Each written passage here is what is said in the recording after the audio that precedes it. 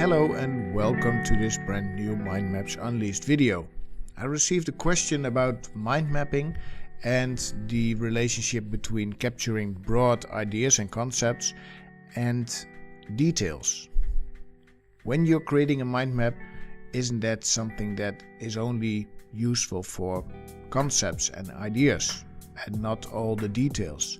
Well, many people are struggling with this. They try to add as much as possible and feel the mind map is no longer helping them, or they just remove all the details immediately, and the mind map is not giving them all the information that they need, and they feel they are losing on some of the information. What I want to show you right now is that there is a simple way that you can capture concepts and details in the same map and use them as good and easy as possible. Let's have a look at this one. I created a small map about the 25th Amendment. There are 4 sections in it, and let me show you the titles of it.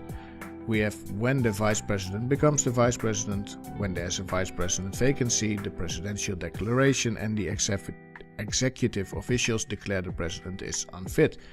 I even added some examples. For example, when Nixon resigned, the Vice President Ford became the President. When there was a vacancy, when Nixon no longer had a Vice President and he appointed Ford.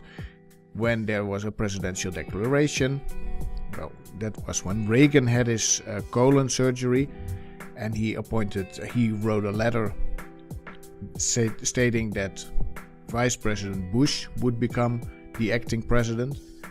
And then we have the executive officials declare the president is unfit, and that never happened until now.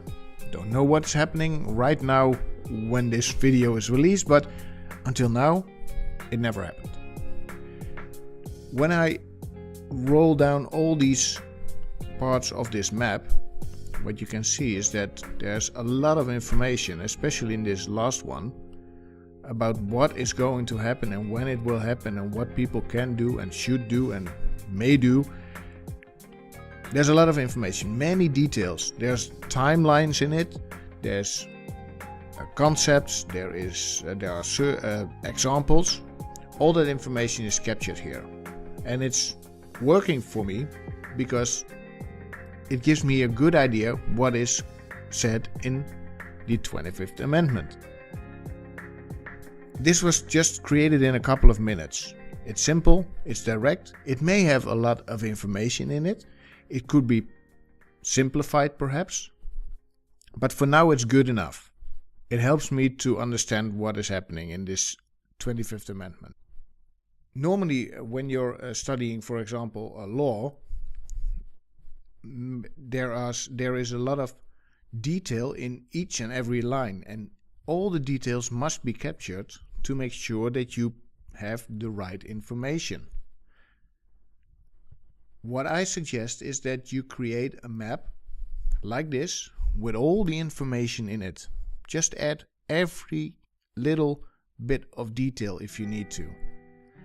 Then you make sure that everything is in the right order and you start to use it. And the more you use it, for example, this 2/3 vote says the president is the president again, or the vice president is still the acting president.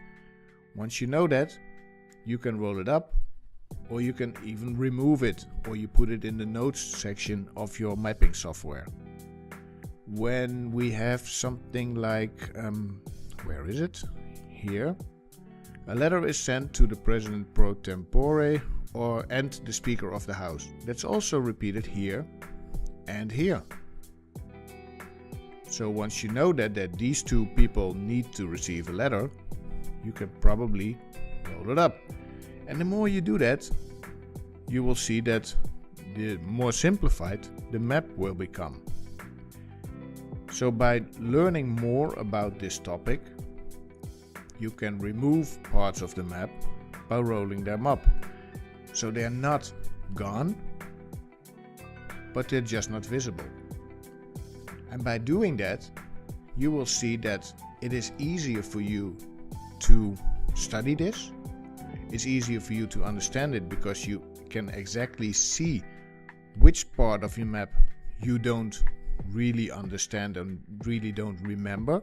Because when you just try to create this map from memory and you look at the original, you may see, okay, oh, I forgot the speaker of the house. Why did I forget that?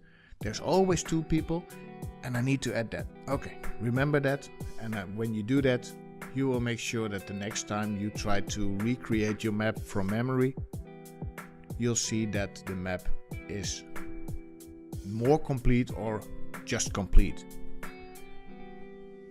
So to conclude, make sure that you add as many details as possible. Make sure that you simplify and rearrange if possible and if needed.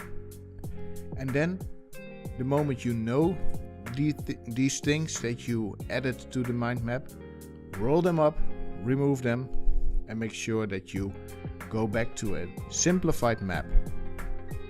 So no worries next time when you need to add a lot of detail to your map, because you can capture it and you can make sure that you don't get overwhelmed by it when you're making your map for your studies.